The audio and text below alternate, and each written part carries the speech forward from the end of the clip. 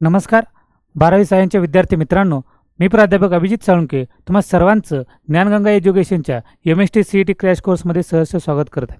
विद्यार्थी मित्रांनो, काल आपण कोलायडल अँड ॲडसॉर्प्शन हा टॉपिक आपण पाहिलेला आहे. त्या टॉपिकच्या आधारे आज आपल्याला काय पाहायचं आहे तर MST CETला कोणकोणत्या टाईपचे क्वेश्चन्स विचारले जातात ते सर्व क्वेश्चन्स आज आपल्या या लेक्चरमध्ये कंप्लीट करायचे आहेत. चला,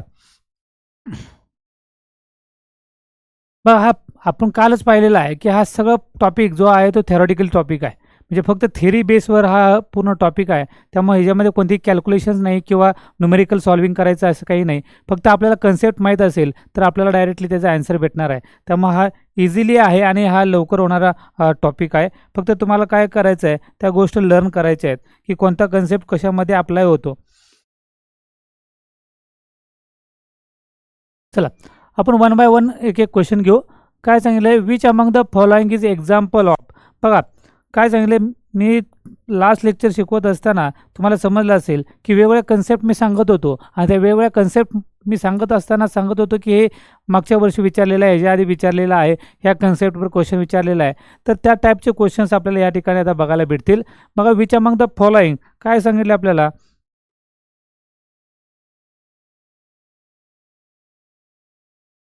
ओके. सॉप्शन विचारलेलं आहे. काय विचारलेलं आपल्याला, सॉप्शन. आता सॉप्शन म्हणजे काय, दोन टर्म्स आपण याच्या आधी बघितले होते, ॲडसॉर्प्शन आणि ॲब्सॉर्प्शन. मी काय सांगितलं, ॲडसॉर्प्शन आणि ॲब्सॉर्प्शन सायमल्टेनियसली टेक्स प्लेस. बघा सॉप्शन पाहिलं होतं आपण. सॉप्शन म्हणजे काय तर त्यामध्ये ॲडसॉर्प्शन आणि काय ॲब्सॉर्प्शन हे दोन्ही सायमल्टेनियसली होतात. तर त्या प्रोसेसला आपण काय म्हणलं होतं, सॉप्शन म्हणलं होतं. मग आपल्याला दिलेल्या एक्झाम्पलमध्ये अशी कोणती प्रोसेस झालेली आहे की ज्याच्यामध्ये ॲडसॉर्प्शन पण झालेलं आहे आणि ॲब्सॉर्प्शन पण झालेलं आहे असं आपल्याला शोधायचं आहे. चला, पहिल्यांदा काय सांगितलेलं आहे, gas oxygen gas pass over the finally divided nickel. म्हणजे निकेल मेटल आणि निकेल मेटलवर काय झालेलं आहे, ऑक्सिजन गॅस काय झाला आहे, पास झालेला आहे. म्हणजे याचा अर्थ त्या ठिकाणी ॲडसॉर्प्शन झालेलं आहे. पुढं फक्त ॲडसॉर्प्शन झालेलं, निकेलच्या मेटलमध्ये आत गेलेलं आहे का ते तर नाही गेलेलं आहे, कारण फक्त तो काय झालेला आहे, सरफेस फेनॉमेना. ह्यामध्ये दोन गोष्टी बघायच्या आहेत. ॲडसॉर्प्शन म्हणजे काय, त्या ॲडसॉर्प्शन म्हणजे काय झाला, सरफेस फेनॉमेना झाला. ॲडसॉर्प्शन म्हणजे काय झाला, सरफेस फेनॉमेना. आणि ॲब्सॉर्प्शन म्हणजे कोण आहे तर तो आहे बल्क फेनॉमेना. तो कोणता आहे, बल्क फेनॉमेना. हे दोन्ही झाले पाहिजेत तर त्या प्रोसेसला आपण काय म्हणतो, सॉप्शन म्हणतो. ओके, चला पहिलं काय सांगितलेलं आहे हे संपलं. ह्याचा काय आन्सर, फक्त काय सरफेस फेनॉमेना झाला. Chalk in deep in to ink. बघा हा करेक्ट आपल्याला आन्सर भेटतोय. बघा चॉक घेतला आणि इंकमध्ये डीप केला तर चॉकच्या सरफेसला सुद्धा काय लागणार आहे, इंक लागणार आहे. आणि ते इंक त्या पोरसमधून किंवा त्या स्मॉल होल्समधून काय होणार आहे, आत जाणार आहे. म्हणजे पूर्ण चॉक आहे तो काय होणार आहे, ब्ल्यू कलर जे इंक असेल त्या इंक कलरचा काय होणार आहे, पास होणार आहे. याचा अर्थ हे दोन्ही फेनॉमेना या ठिकाणी होतात. म्हणजे सरफेस फेनॉमेना आणि बल्क फेनॉमेना म्हणजे ॲडसॉर्प्शन आणि ॲब्सॉर्प्शन. याचा अर्थ क्वेश्चन नंबर 1चा आन्सर काय मिळतं आपल्याला, chalk is a deep in ink. बाकीचं hydrogen gas plus over the platinum म्हणजे प्लॅटिनमवर काय होणार, हायड्रोजन गॅस ॲडसॉर्ब होणार आहे. Charcoal is added to the methylene blue. ते जे मिथिलीन ब्ल्यू फक्त काय होणार आहे, चारकोलवर ॲडसॉर्ब होणार आहे. हे पण चॉकमध्ये काय झालं, दोन्ही प्रोसेस सायमल्टेनियसली झाल्या. म्हणजे काय झालं आपल्याला की it is a sorption. Adsorption आणि absorption simultaneously takes place. That process is known as the sorption. Okay, चला पुढचा क्वेश्चन बघून घेऊ आपण. हे सगळं थेरॉटिकल बेस आहे त्यामुळे तुम्हाला इझिली पटपट होऊन जाईल. Identify the correct statement regarding to absorption. Absorption बघायचं आहे बघा. हां, तर ॲब्सॉर्प्शन याचा अर्थ हा कोणता फेनॉमेना आहे तर तो आहे बल्क फेनॉमेना जे आत्ताच आपण बघितलं. Okay, it depend upon pressure आहे का तर नाही. डिपेंड अपॉन प्रेशर कोण आहे तर हा सरफेस फेना म्हणजे ॲब्सॉर्प्शन. ॲब्सॉर्प्शन कशावर डिपेंडंट आहे, ते आहे टेम्परेचरवर डिपेंडंट आहे. ते कशावर, अजून ते आहे प्रेशरवर. अजून कशावर आहे तर सरफेस एरिया बरोबर. हे सगळ्यावर गोष्ट कोणती डिपेंडंट आहे ते आहे ॲडसॉर्प्शन. आणि हे सगळ्यावर इनडिपेंडंट कोण आहे तर तो ॲब्सॉर्प्शन. बघा काय सांगितलं, इट डिपेंड अपॉन प्रेशर आहे का ॲब्सॉर्प्शन तर नाही. Okay, it is independent upon surface area तर बरोबर आहे, इनडिपेंडंटच आहे. कारण हे सरफेसवर कोणताही फॅक्टर काय करत नाही, ॲब्सॉर्प्शनचा कॅरी करत नाही. पुढं absorb matter is a concentrated only the surface तर नाही. तो काय होतं, बल्क फेनॉमेना आहे, तो बल्कमध्ये जातं. इट डिपेंड अपॉन टेम्परेचर तरी नाही. याचा अर्थ आपल्याला काय मिळालं, क्वेश्चन नंबर 2चा आन्सर तर ऑप्शन बी मिळाला, it is independent upon the surface area. Surface एरियावरती काय नाही, डिपेंडंट नाही. चला नेक्स्ट क्वेश्चन बघू. चला, which of the following is an example of physics option. काय बघायचं आपल्याला, physics option. Physical process through जी प्रोसेस होते, फिजिकल प्रोसेस थ्रू, त्याला काय म्हणलं आपण, फिजिक्स ऑप्शन म्हणलं. काय म्हणलं त्याला, फिजिक्स ऑप्शन. आता फिजिकल प्रोसेस जे आहे ते काय होतात, रॅन्डम डायरेक्टली मिक्सिंगमध्ये होतं. ओके, मग आपल्याला ह्याच्यात विचारलेलं आहे की which of the following is example of physics option. Okay, चला बघून घेऊ आपण. Adsorption of carbon monoxide on the tungstate. आता कार्बन मोनॉक्साईड घेतलं आणि ओके, कार्बन मोनॉक्साईड आणि घेतलं काय, टंगस्टेट घेतला. म्हणजे टंगस्टेट मेटलवर काय होणार आहे, ॲडसॉर्प्शन होईल कार्बन मोनॉक्साईड. ते इझिली होणार आहे का टंगस्टन घेतला आणि कार्बन मोनॉक्साईड त्याला अटॅच झाला तर नाही. त्याच्यामध्ये काय होणार आहे, केमिकल प्रोसेस होईल आणि त्यामुळे तो काय झाला, केमिस ऑप्शन झाला. तो काय झाला, केमिस ऑप्शन. ओके, म्हणजे हा काय होणार. आणखी एक लक्षात ठेवायचं आहे, काय लक्षात ठेवायचं आहे, फिजिकल प्रोसेस म्हणजे फिजिक्स ऑप्शन हा रिव्हर्सिबल प्रोसेस आहे. कसा आहे तो, रिव्हर्सिबल प्रोसेस. याचा अर्थ परत पहिल्यापासून पहिला मॉलिक्यूल जो आहे, रिॲक्टंट आहे, हा ॲज इट इज तयार झाला पाहिजे. म्हणजे कार्बन मोनॉक्साईड वेगळा आणि टंगस्टन मेटल वेगळा असं व्हायला पाहिजे. तसं होत असेल तर ते फिजिक्स ऑप्शन, अदरवाईज ते काय असणार आहे, केमिस ऑप्शन असणार आहे. कारण ॲडसॉर्प्शनचे दोन टाईप आहेत, फिजिक्स ऑप्शन आणि केमिस ऑप्शन. ओके, चला बघून घेऊ आपण. हे पहिला जो आहे तो 100% नाही आहे. वाट आपण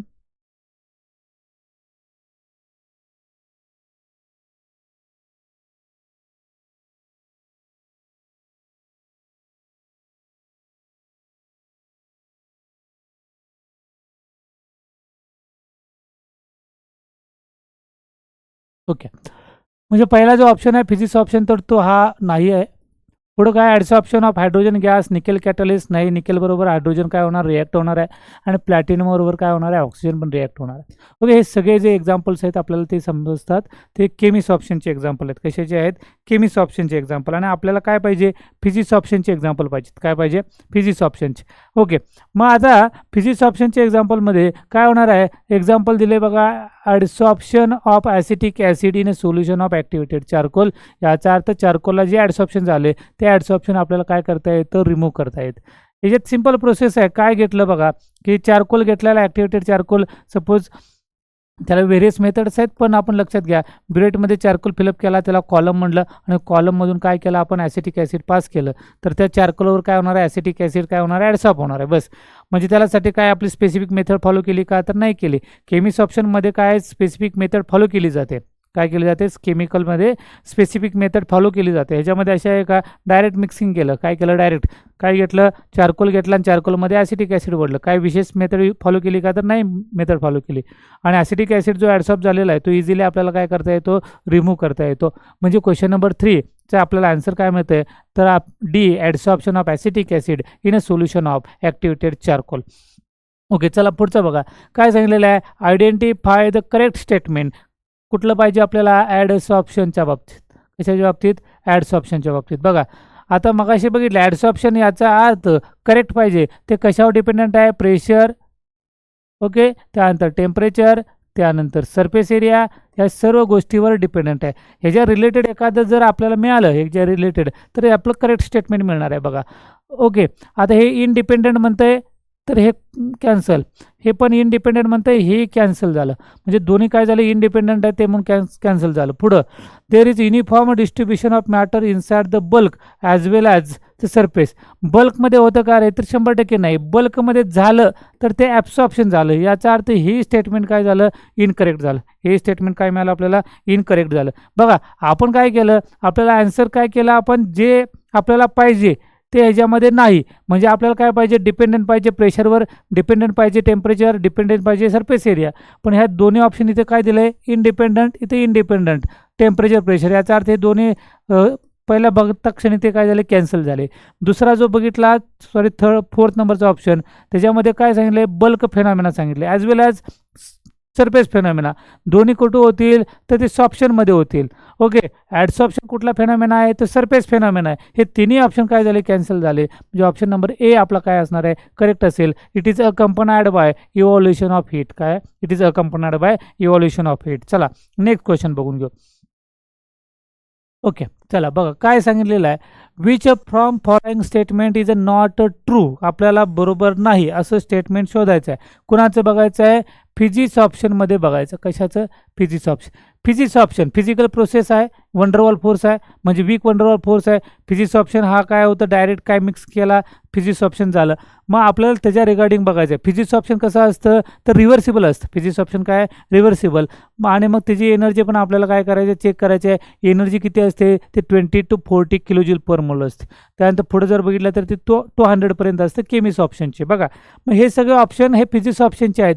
ते असले आपल्याला जो बरोबर नाही तो शोधायचा आहे. बघा काय सांगितले? The force operating the weak van der Waals force तर करेक्ट आहे. याचा अर्थ तो फिजिक्स ऑप्शन आहे, पण आपल्याला चुकीचं स्टेटमेंट. याचा अर्थ हे ऑप्शन येणार नाही. It is a not specific nature. बरोबर आहे. म्हणजे काय झालं की फिजिक्स ऑप्शनला त्याचं स्पेसिफिक नेचर नाही, कोणती मेथड फॉलो करायची नाही. इट इज इरिव्हर्सिबल नाही. आता हा ऑप्शन चुकलेला आहे. बघा हे काय? फिजिक्स ऑप्शन म्हणजे काय? रिव्हर्सिबल प्रोसेस आहे. काय ते? रिव्हर्सिबल. म्हणजे आपण डस्टरचं एक्झाम्पल लास्ट लेक्चरला घेतलं होतं. डस्टरनं डस्ट काय केली? क्लीन केली. ओके, म्हणजे त्या डस्टमध्ये आणि त्या डस्टरमध्ये काय झाला? बॉन्ड तयार झाला आणि तो बॉन्डला नाव काय दिलं? Weak van der Waals force. काय म्हणलं त्याला? Weak van der Waals force. आणि डस्टर आपण झटकला तर ते सगळं डस्ट काय होणार आहे? रिमूव्ह होणार आहे. त्यांच्यातला जो बॉन्ड आहे तो वीक आहे, त्यामध्ये इझिली काय होणार? रिमूव्ह होणार आहे. याचा अर्थ वंडरवॉल फोर्स त्याच्यामध्ये असतो फिजिक्स ऑप्शनमध्ये.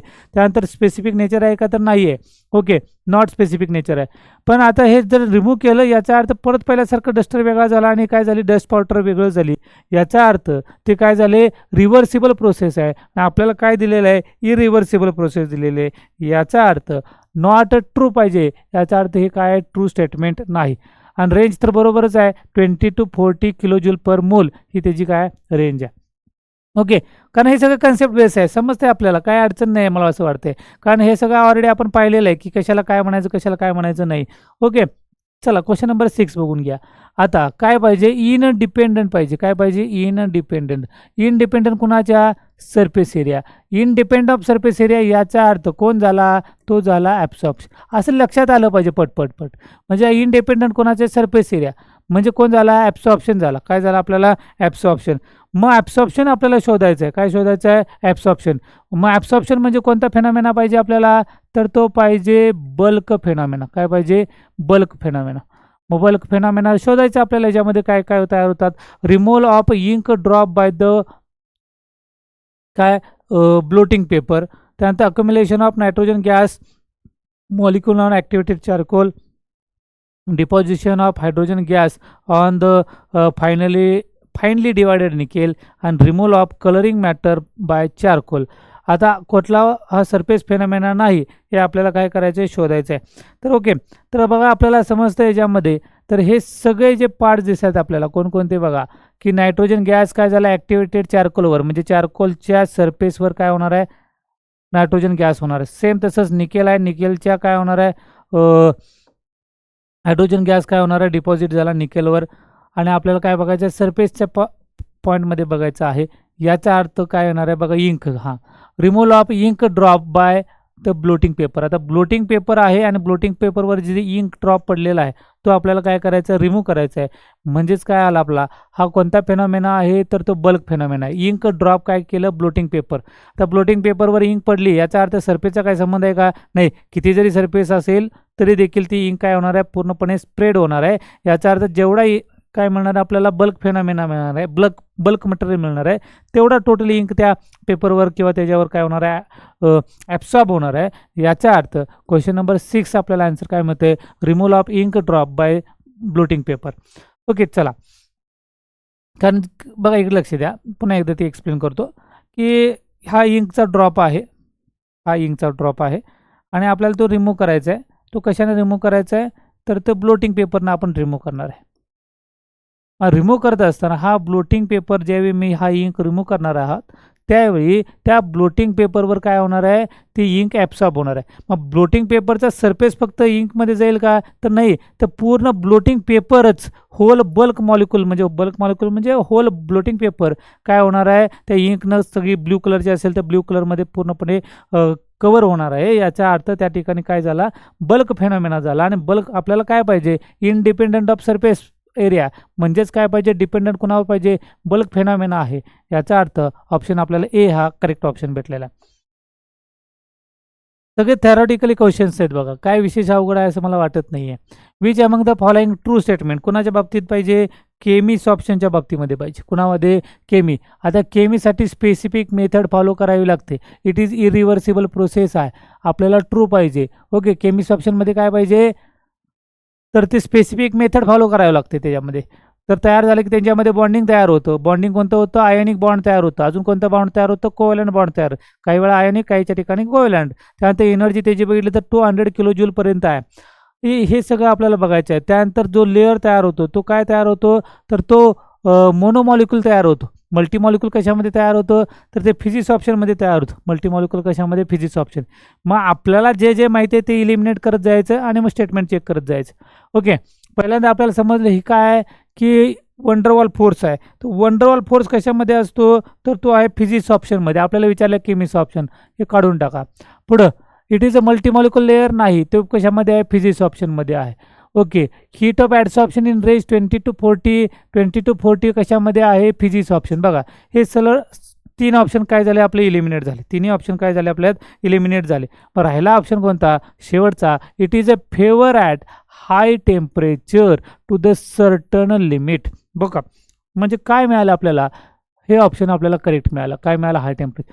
फिजिक्स ऑप्शन ही लोअर टेम्परेचरला होतं. फिजिक्स ऑप्शन कुठल्या टेम्परेचरला होतं, लोअर टेम्परेचरला. Temperature increases, physics option decreases. जर म्हणजे ॲड्स ऑप्शन काय होतं, डिक्रीज होतं जर टेम्परेचर इन्क्रीज झालं. कोणत्या प्रोसेसमध्ये, फिजिक्स ऑप्शनमध्ये. पण केमिस्ट ऑप्शन कुठं होतं, हाय टेम्परेचरला होतं. काय होतं, हाय पण certain limit. Very high temperature झालं तर मात्र ते ॲड्स ऑप्शन काय होतं, कमी कमी व्हायला चालू होतं, डिक्रीज व्हायला चालू होतं. म्हणजे हे फेवर कशाला आहे, तर हाय टेम्परेचरला काय करतं, फेवर करतं. याचा अर्थ क्वेश्चन नंबर 7 म्हणजे आपल्याला ट्रू स्टेटमेंट कशाचं पाहिजे, केमिस्ट ऑप्शनचं. काय म्हणणार आहे, it is a favour at high temperature up to certain limits. Okay, चला नेक्स्ट क्वेश्चन बघा. बघा तुम्हाला समजते आपल्याला हे त्याच कन्सेप्टवर क्वेश्चन परत आलेले. फिजिक्स ऑप्शन, केमिस्ट ऑप्शन, आतापर्यंत 2-3 क्वेश्चन त्याच्यावर झालेले आहेत. What is the effect of pressure, प्रेशरचा इफेक्ट बघायचा आहे. प्रेशरचा इफेक्ट कुठं होतं आहे बघा, आणि on the extent of adsorption. काय बघायचं आहे आपल्याला, adsorption. What is the effect of pressure on extent of adsorption. आता आपल्याला माहिती आहे की ॲडसॉर्प्शनवर प्रेशर पण डिपेंडंट करते, सरफेस एरिया करतं, आणि काय करतं, काय राहिलं, प्रेशर, सरफेस एरिया आणि टेम्परेचर. ओके, आता मग आपल्याला माहिती आहे, जसं काल सांगितलं तुम्हाला की मी एखाद्या बोर्डवर लिहायचं आहे आणि चॉक घेतला माझ्या हातात आहे आणि ह्या बोर्डवर मी लिहित असेल चॉकनं.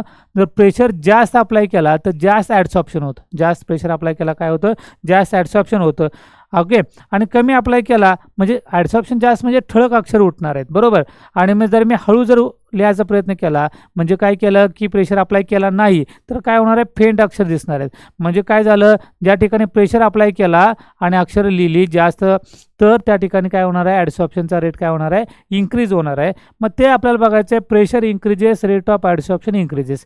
हा आपल्याला स्टेटमेंट त्याच्यामध्ये आलं पाहिजे, आणि ते जर स्टेटमेंट त्याच्यामध्ये आलं तर आपला आन्सर काय करेक्ट आहे.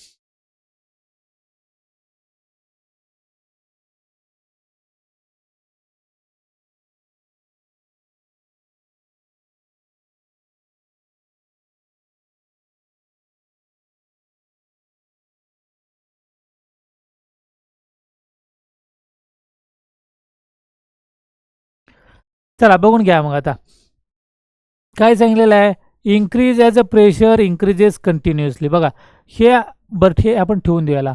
डिक्रीज ॲज प्रेशर इन्क्रीजेस नाही. ओके, म्हणजे आपल्याला याच्यामध्ये थोडंसं जम्बलिंग आहे, ते आपण बघून घेऊ. डी ऑप्शन तर नाही, decrease as a pressure increases नाही.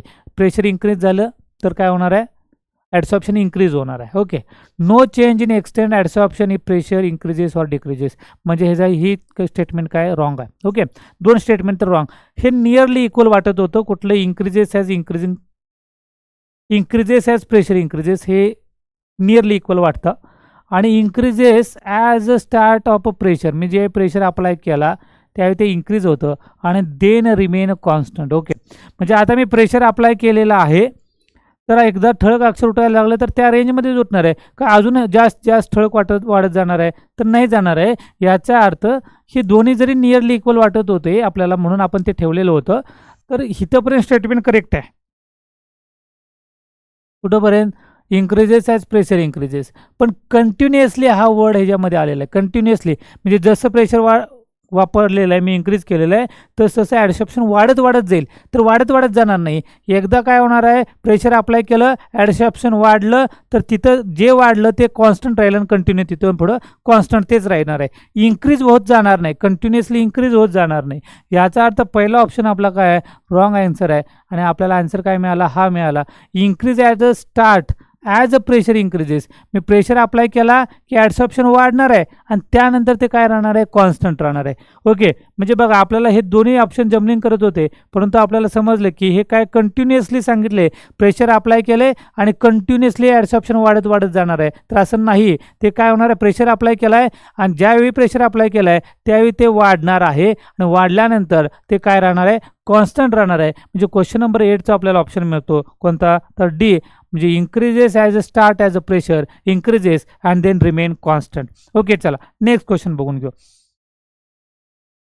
काय सांगितलेलं, which among the following gases is a difficult to liquefy. Okay, ह्याच्याबरोबर पण आपण ह्या टाईपची कन्सेप्ट सुद्धा आपण क्लिअर करून घेतलेले आहेत. किंवा जो लास्ट टॉपिक आपल्याला माहीत असेल तो स्टेट ऑफ मॅटर लिक्विड आणि गॅसेसमध्ये, विच इज इझिली लिक्विफायबल. म्हणजे इझिली लिक्विड कोणाचं होतं, इझिली लिक्विफायबल. जे इझिली लिक्विफाय होतं, लक्षात ठेवा, इझिली लिक्विफाय होतं ते इझिली ॲडसॉर्ब होतं. हे सगळे गॅसेस मॉलिक्यूल आहेत.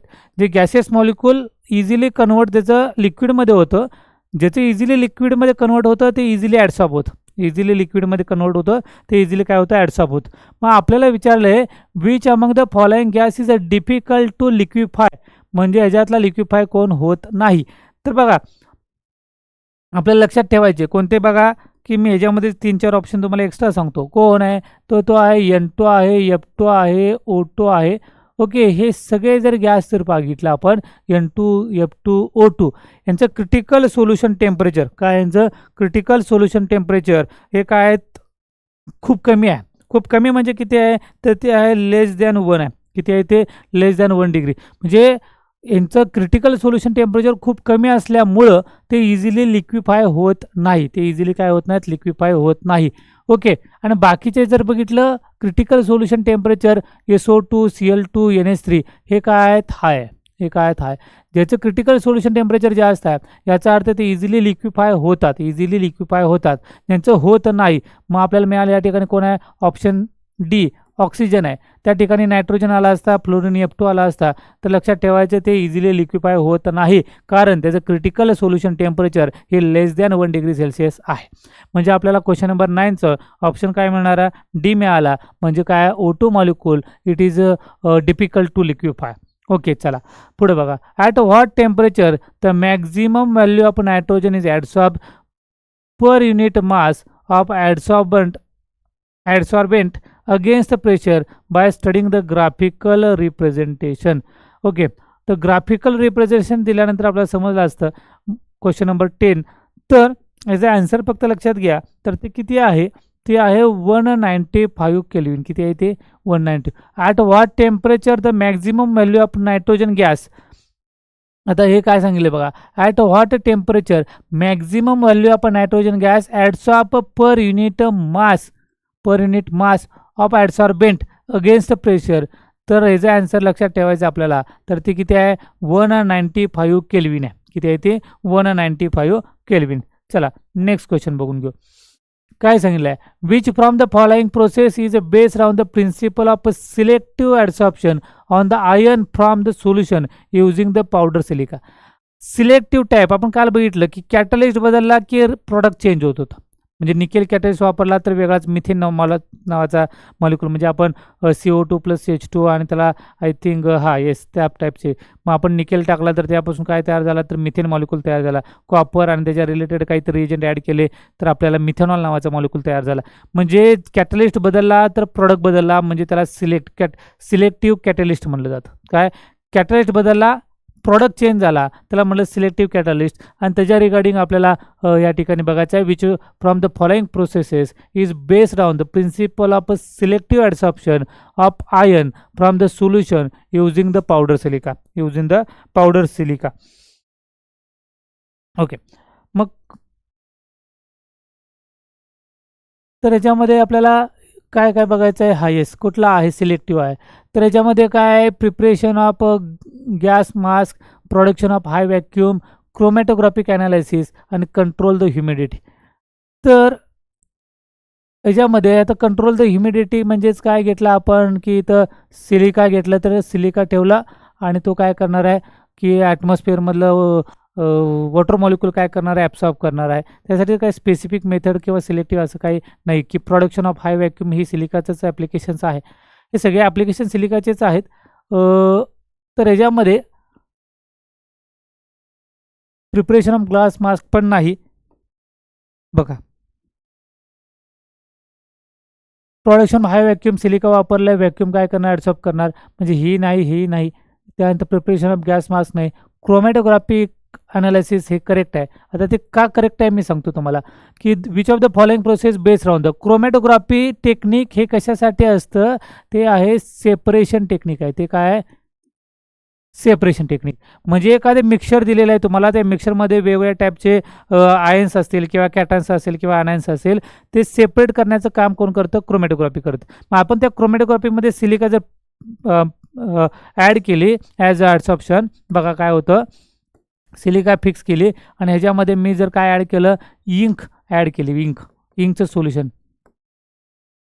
काय केलं, इंकचं सोल्युशन ॲड केलं. आता समजा ही इंक कोणती घेतली, तर ते घेतली ब्लॅक कलरची इंक घेतली. कोणती घेतली, ब्लॅक कलरची. तर ब्लॅक कलरची इंक कसे तयार झाले, तर 7 कलर, विबज्युअर कलर आहे, आपल्याला माहिती आहे की 7 कलर्स. ते 7 कलरपासून जर मी ह्याच्यामध्ये ब्लँक इंक ह्याच्यामध्ये ॲड केली, तर ह्या सिलिका, हे जी व्हाईट कलरची सिलिका आहे, त्यामध्ये जी सेपरेशन होताना दिसतात, म्हणजे व्हायलेट, इंडिगो, ब्ल्यू, ग्रीन, हे रेड, हे सगळे कलर या ठिकाणी मला वेगळे वेगळे ॲड काय केलं आपण, ब्लॅक कलरची इंक ॲड केली. पण ॲड केल्यानंतर हे जे सिलिका आहे, जे आपण कॉलम तयार केलेलं आहे, कॉलम क्रोमॅटोग्राफी, ते केल्यानंतर आपल्याला समजतं की त्याचं सेपरेशन झालं, कलरचं काय झालं, सेपरेशन. मग आपल्याला सिलेक्टिव्ह पाहिजे, म्हणजे आपल्याला जो पाहिजे ते आपण त्यातलं घेऊ शकतो. म्हणून काय झालं, हे कॉलम क्रोमॅटोग्राफी, हे जे आता सांगितले ते कॉलम क्रोमॅटोग्राफी आहे. क्रोमा म्हणजे कलर, ग्राफी म्हणजे स्टडी. आपल्याला जे सेपरेट झालेला जो कलर आहे ते जे स्टडी करायचं आहे, म्हणजे आपल्याला सिलेक्टिव्ह ॲड्सॉप्शनचे जे प्रिन्सिपल आहे ते कुठं वापरलेलं आहे, क्रोमॅटोग्राफिक ॲनालिसिसमध्ये वापरलेलं आहे. चला क्वेश्चन नंबर 12 समजून घेऊ आपण. For the conversion of oxygen to ozone, O2 to O3 तयार करायचं आहे. काय तयार करायचं आहे बघा, O2चं कशामध्ये कन्वर्ट करायचं आहे, O3 मध्ये करायचं. ओझोन काय आहे, गॅस आहे, आणि O3 पण काय आहे, गॅस आहे. ओके, चला पुढे बघू. इन द ॲटमॉस्फिअर, ठीक आहे. Nitric oxide in gases phase, म्हणजे काय तयार झाला, नायट्रिक ऑक्साईड पण तयार झाला, GS ऑक्साईड, आणि तो कोणत्या फेजमध्ये आहे, gases. For the conversion of oxygen to ozone in atmosphere, nitric oxide in gases phase acts as. आता काय, नायट्रिक ऑक्साईड तयार झाला नाही, नायट्रिक ऑक्साईड कॅटलिस्ट म्हणून वापरलेला आहे. म्हणजे काय, रिॲक्शनमध्ये, हे रिॲक्टंट आहे. ऑक्सिजन आणि ओझोन काय, रिॲक्टंट आहे, आणि त्याच्यामध्ये आपण ॲड केलं आहे नायट्रिक ऑक्साईड, आणि तो काय ॲक्ट होतो असा क्वेश्चन विचारला आहे. O2चं कन्व्हर्जन कशामध्ये केलेलं आहे, O3चं. ओके, ओझोन ऑक्सिजनचं कन्व्हर्जन O3 मध्ये, दोन्ही गॅस फेजमध्ये आहे, आणि तो जो दिलेला आहे तोही कशामध्ये आहे, गॅस फेजमध्ये आहे. ओके, रिएक्शन काय होणार आहे, इन्क्रीज होणार आहे. इन्क्रीज होणार आहे याचा अर्थ तो कॅटलिस्ट झाला. इन्क्रीज होणार आहे तो काय झाला, कॅटलिस्ट झाला. तर कॅटलिस्ट झाला, तर कॅटलिस्टचे 2 टाईप्स आपल्याला माहिती आहेत. कोणकोणते आहेत, एक आहे होमोजेनियस कॅटलिस्ट आणि दुसरा काय हेट्रोजेनियस कॅटलिस्ट. एक आहे होमोजेनियस कॅटलिस्ट आणि दुसरा काय हेट्रोजेनियस कॅटलिस्ट. ओके, मग रिॲक्टंट आणि कॅटलिस्ट जर सेम फेजमध्ये असतील, रिॲक्टंट आणि कॅटलिस्ट काय असतील, सेम फेजमध्ये असेल, तर त्याला होमोजिनियस म्हटलं जातं. आणि रिॲक्टंट आणि कॅटलिस्ट हे जर डिफरंट फेजमध्ये असतील, तर त्याला काय म्हटलं जातं, हेट्रोजिनियस. म्हणजे आपल्याला बघा की इनहिबिटर म्हणजे काय, decrease the rate of reaction. Inhibitor काय, कॅटलिस्टच्या बरोबर opposite, decrease the rate of reaction. Enzyme catalyst आहे का, तर नाहीच आहे. राहिले हे 2, होमो आणि हेट्रो. तर सेम फेजमध्ये असेल तर होमो, आणि डिफरंट फेजमध्ये असेल तर हेट्रो. आता हे रिॲक्शन मिक्सचर कसं आहे, रिॲक्टंट काय गॅसेस फेजमध्ये आहे आणि कॅटलिस्ट पण गॅसेसमध्ये आहे. याचा अर्थ हा काय झाला, होमोजिनियस कॅटलिस्ट झाला. काय तयार झाला, होमोजिनियस कॅटलिस्ट. ओके, चला नेक्स्ट क्वेश्चन बघून घेऊ.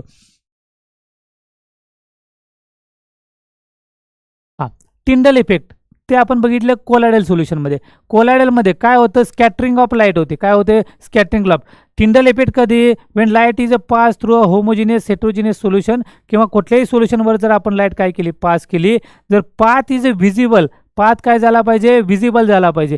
जर व्हिजिबल झाला तो कशामुळे होतो, तो होतो स्कॅटरिंग ऑफ लाईटमुळे. कशामुळे होतं, स्कॅटरिंग ऑफ लाईट. आणि स्कॅटरिंग ऑफ लाईट कधी होईल, जर पार्टिकलची साईज ही जास्त असेल, मोठी असेल, ओके, तर स्कॅटरिंग होतं. मग आपल्याला टिंडल इफेक्ट कधी ऑब्झर्व होतं एवढं विचारलेलं आहे. ते कधी होतं, तर होतं स्कॅटरिंग ऑफ लाईट. आहे का ऑप्शन बघा याच्यामध्ये, scattering of light by the colloidal phase. याचा अर्थ ऑप्शन काय मिळाला आपल्याला, डी मिळाला. बाकीचं न्यूट्रलायझेशन किंवा प्रिसिपिटेशन किंवा झिगझॅग मोशन तर नाही. झिगझॅग मोशनला काय होतं, ते ब्राउनिंग मोशन होतं, ब्राउनियन. ओके, याच्यावर कुठं तर क्वेश्चन विचारला जाईल. झिगझॅग मोशन काय होतं, ब्राउनियन मोशन आहे. टिंडल इफेक्ट कशामुळे होतं, तर तो होतो स्कॅटरिंग ऑफ लाईट. कशामुळे होतं, तो स्कॅटरिंग ऑफ लाईट. चला पुढचं बघा, काय फिजिक्स ऑप्शन बघा. What is the range of heat adsorption by the physics option. कशामध्ये, फिजिक्स. दोन बघितलं आपण, फिजिक्स ऑप्शन आणि केमिक्स ऑप्शन. काय बघितलं आपण, फिजिक्स ऑप्शन आणि केमिक्स ऑप्शन. तर फिजिक्स ऑप्शनचं आपली रेंज माहिती आहे आपल्याला, ती आहे 20 to 40 किलोजूल पर मोल आहे. किती आहे ती, 20 to 40 किलोजूल पर मोल आहे. आणि त्याच्यापेक्षा जास्त 200 पर्यंत कशाची आहे, केमिक्स ऑप्शनची आहे. ओके, म्हणजे याचा अर्थ आपल्याला ऑप्शन काय मिळाला, B. What is the range of heat of adsorption by for physics option, किती आहे, 20 to 40 किलोजूल पर मोल. आणि जर केमिक्स ऑप्शनचे असेल तर ते 200 पर्यंत काय आहे, त्याची रेंज आहे. ओके, चला नेक्स्ट क्वेश्चन. काय सांगितलं, which among the following gas is a least adsorb. मग अशी सांगितलं बघा, लिस्ट म्हणजे कमीत कमी. कोण होईल, जो इझिली लिक्विफाय होणार नाही, तो जो इझिली लिक्विफाय होईल, जो इझिली लिक्विफाय होईल तो ॲडसॉर्ब इझिली होणार आहे. म्हणजे याच्यामध्ये आपल्याला बघायचं आहे की इझिली लिक्विफाय होणार नाही असा गॅस. तर मग अशी एक्झाम्पल देताना दिलं होतं मी, कोण आहे, हायड्रोजन. हायड्रोजन, नायट्रोजन, ऑक्सिजन हे इझिली लिक्विफाय होत नाहीत. हे इझिली लिक्विफाय होत नाहीत. आणि इझिली लिक्विफाय झाले नाही तर इझिली ॲडसॉर्ब होणार नाही. अमोनिया, Cl2SO2 हे इझिली लिक्विफाय होतात, म्हणजे इझिली ॲडसॉर्ब होतात. आपल्याला क्वेश्चन विचारला लिस्ट. लिस्ट म्हणजे कमीत कमी ॲडसॉर्ब होणार, म्हणजे जो इझिली लिक्विफाय होणार नाही तो कमीत कमी ॲडसॉर्ब होणार आहे. याचा अर्थ ऑप्शन आपल्याला मिळालं 1A. काय मिळाला, हायड्रोजन H2 गॅस. बघा हे सगळे सेम टाईपचे क्वेश्चन्स आहेत. म्हणजे तुम्ही एकदा हे व्हिडिओ चेक केला आपला कन्सेप्टचा, तर तुम्हाला कोणतेही क्वेश्चन विचारला तर इझिली तुम्हाला येईल. म्हणजे इतकं सोपं आहे. Which among the following is an example of heterogeneous. बघा आता काय अवघड आहे का, हेट्रो म्हणजे काय, आणि कॅटलिस्ट आपल्याला माहिती आहे. म्हणजे रिॲक्टंट आणि आपला कॅटलिस्ट हे वेगळ्या फेजमध्ये पाहिजे, 2 डिफरंट फेजमध्ये असलं पाहिजे, तर ते काय जाणार आहे, हेट्रोजिनियस कॅटलिस्ट. आता दिलेलं आहे आपल्याला. आता काय इथं तुम्हाला ओळखायची पण गरज नाही, सगळं दिलेलं आहे. पहिल्यांदा बघा काय दिलेलं आहे, ऑक्सिडेशन ऑफ SO2 कोणत्या फेजमध्ये आहे, गॅसेस. कुणाच्या प्रेझेन्समध्ये NO2, तो कोणत्या फेजमध्ये आहे, गॅसेस. काय झाला, होमो झाला. काय झाला, होमो. दोन्ही फेज काय मिळाला आपल्याला, होमो झाल्या.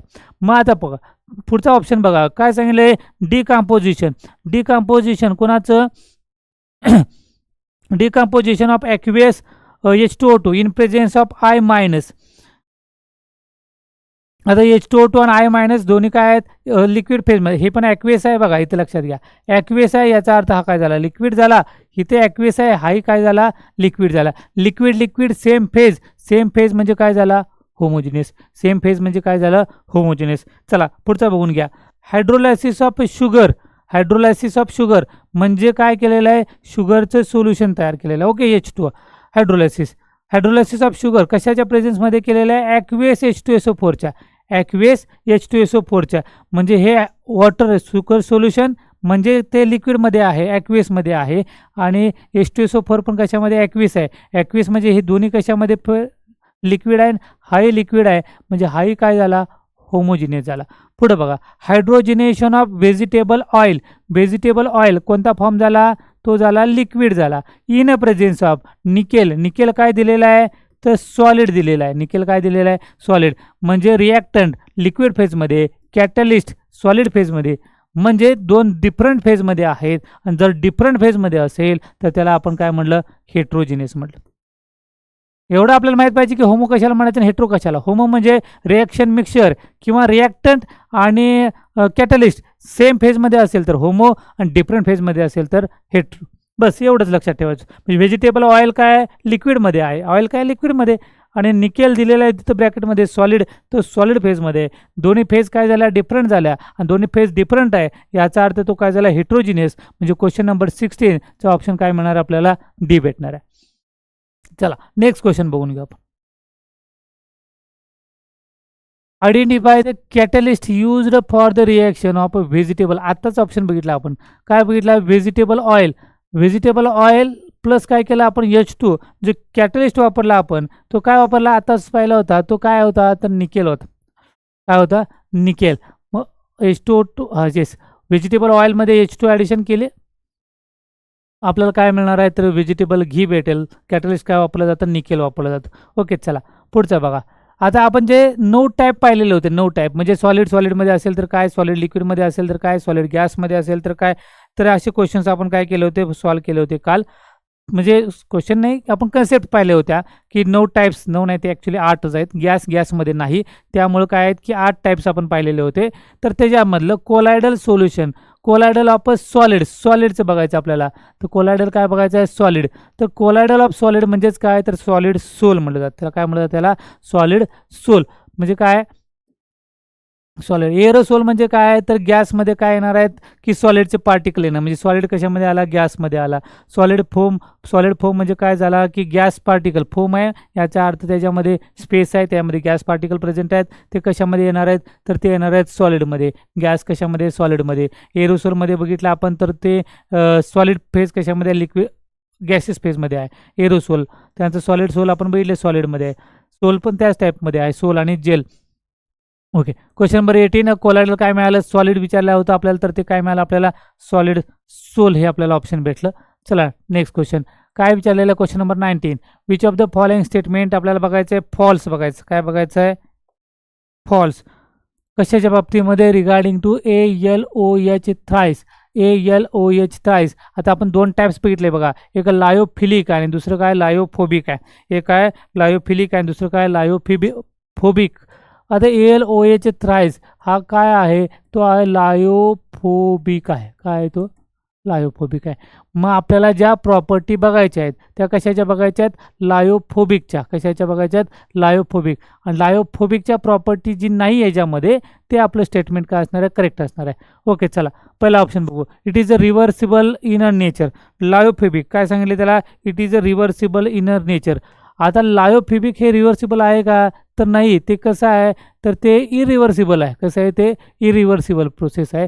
याचा अर्थ पहिलाच ऑप्शन आपल्याला मिळाला, काय मिळाला, it is irreversible in nature. तर नाही, लायोफोबिक कसे आहेत, तर ते इरिव्हर्सिबल आहेत, ते परत होत नाही, म्हणजे रिटर्न होत नाही. या पुढचं काय, तर सेम आहे की याच्यात small amount of electron add केलं जातं प्रिसिपिटेशनसाठी, ALOH थ्राईसच्या बरोबर आहे. Viscosity of disperse phase, viscosity disperse phase nearly equal to काय, तर डिस्पर्स मीडियम बरोबर आहे. Particle of ALOH thrice easily detected by under the ultra microscope, ही करेक्ट आन्सर आहे. फक्त आपल्याला काय पाहिजे, फॉल्स स्टेटमेंट. कशाच्या बाबतीत, लायोफोबिक. मग लायोफोबिक हे कसं आहे, ते आहे इरिव्हर्सिबल आहे आणि आपल्याला दिलेलं आहे रिव्हर्सिबल. याचा अर्थ ते स्टेटमेंट काय आहे, आपलं रॉंग स्टेटमेंट आहे.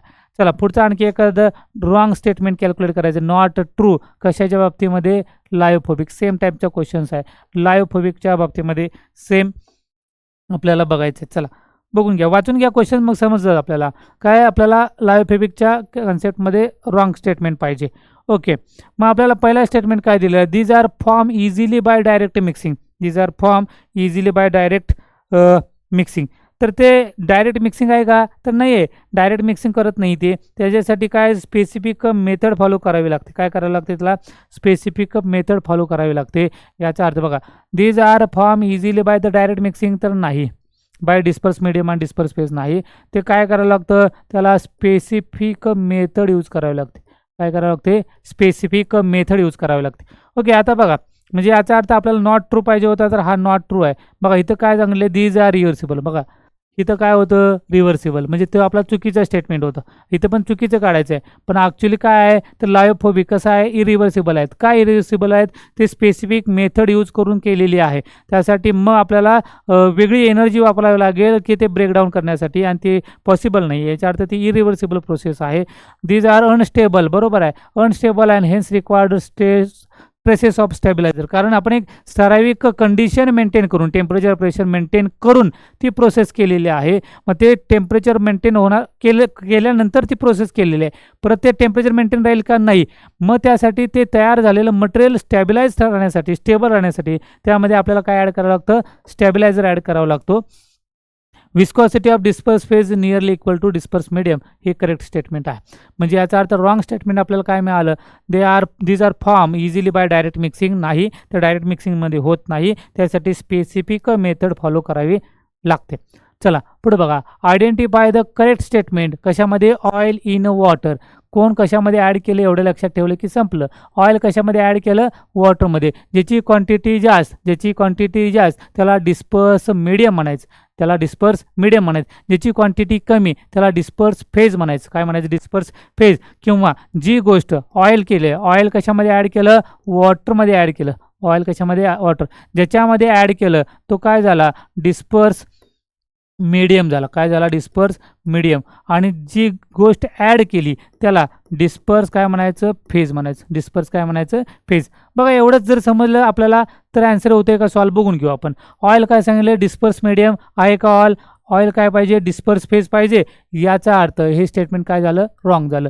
बघ पुढं काय बघायचं आहे? No effect of conducting power when small amount of electrolyte is added.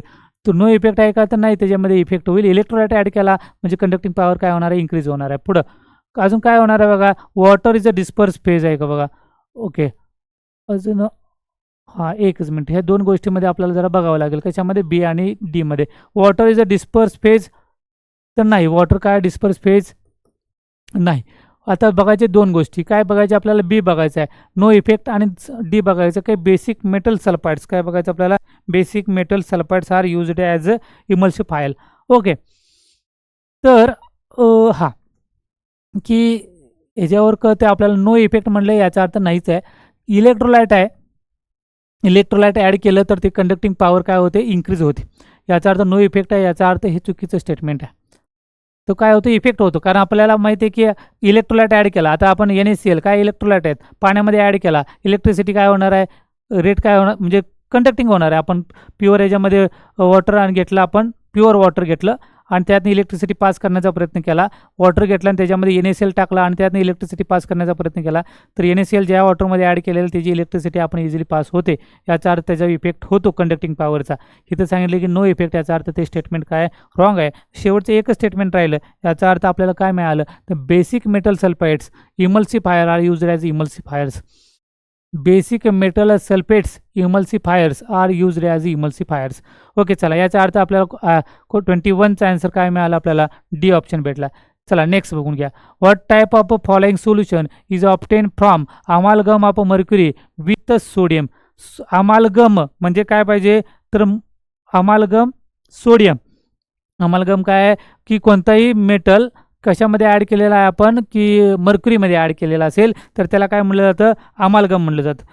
त्याला काय म्हणलं जातं? अमालगम म्हणलं जातं. मग आता बघा की from अमालगम mercury with sodium.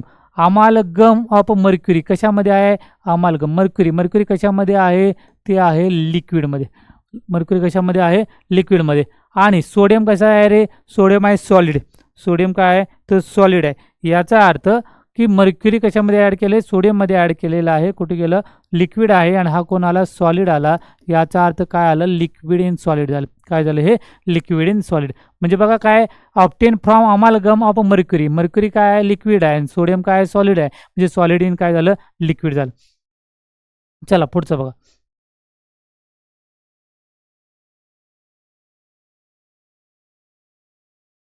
Okay चला next question. Identify colloidal molecule containing hydrophilic head आणि हायड्रोफोबिक टेल विदिन इट. आता आपल्याला माहिती आहे हे सोप आणि डिटर्जंटमध्ये येते. हे काय होते? हे सोप आणि डिटर्जंटमध्ये या सर्व गोष्टी येतात. फिबिक हेड आणि हायड्रोफोबिक टेल म्हणजे जे डर्ट पार्टिकल आहे त्यांना रिमूव्ह करण्यासाठी हा कन्सेप्ट फॉलो केला जातो. हायड्रोफिलिक टेल आणि हायड्रोफोबिक डिटर्जंट सोप म्हणजे आपल्याला ऑप्शन डायरेक्टली मिळेल. हे काय तर डिटर्जंट आहे. पुढे विचार बघितला. Identify the correct decreasing order of precipitation power of flocculating ion added from following. आता आपल्याला काय करायचं आहे की या सगळ्यांची साईज चेक करायची. दोन गोष्टीवर डिपेंड असतात, एक साईजवर डिपेंड असतं आणि दुसरं कशावर डिपेंडंट आहे तर चार्जवर डिपेंडंट आहे. एक साईजवर डिपेंडंट आहे आणि दुसरं कशावर आहे तर चार्जवर डिपेंडंट आहे. मग आपल्याला लक्षात येतं की ज्याची साईज जास्त असेल, बघा इकडे लक्ष द्या, काय कुठे गेलं, हा correct, decreasing order of precipitation power. तर लक्षात घ्या ह्या कन्सेप्टमध्ये की चार्ज ज्याचा जास्त, charge increases precipitation power increases, charge increases precipitation of power increases. तर ह्याच्यामध्ये बघा सगळे एलिमेंट सेमच आहेत. मग ह्याच्यामध्ये चार्ज कोणाचा Al3+ जास्त आहे. त्यानंतर मग कोण मिळालं आपल्याला Ba2+ आहे आणि त्यानंतर कोण आहे Na+. मग हा ऑप्शन आपल्याला मिळाला पाहिजे. सगळ्यात जास्त चार्ज कोणावर आहे, ॲल्युमिनियमवर आहे, परत बेरियमवर आहे आणि त्यानंतर कोणावर आहे, सोडियमवर आहे. चार्ज इंक्रीजेस, काय झाला, चार्ज इंक्रीजेस प्रिसिपिटेशन पॉवर काय होते, इन्क्रीज होते. म्हणजे आपल्याला काय मिळालं Al3+, Ba2+ आणि Na+. तर ऑप्शन काय मिळालं आपल्याला डी. ओके, कन्सेप्ट फक्त लक्षात ठेवा. चार्ज इंक्रीजेस तर precipitation power of flocculating ion added केल्यानंतर प्रिसिपिटेशन पॉवर काय होते, इन्क्रीज होते. म्हणजे charge increases, precipitation increases. Last question बघा, identify the positively charged sol from the following. आता आपल्याला पॉझिटिव्हली चार्ज काल बघितलं होतं आपण की मिथिलीन ब्लू येईल डायरेक्ट समजतं आपल्याला. पण याच्यामध्ये काय लक्षात ठेवायचं, मेटॅलिक हायड्रॉक्साईड असतील, मेटल ऑक्साईड काय मेटॅलिक हायड्रॉक्साईड असतील तर ते काय असतात तर पॉझिटिव्हली चार्ज असतात. आणि तसं मिथिलीन ब्ल्यू असेल, हिमोग्लोबिन असेल, तर या सर्व गोष्टी आपण काय बघितल्या होत्या.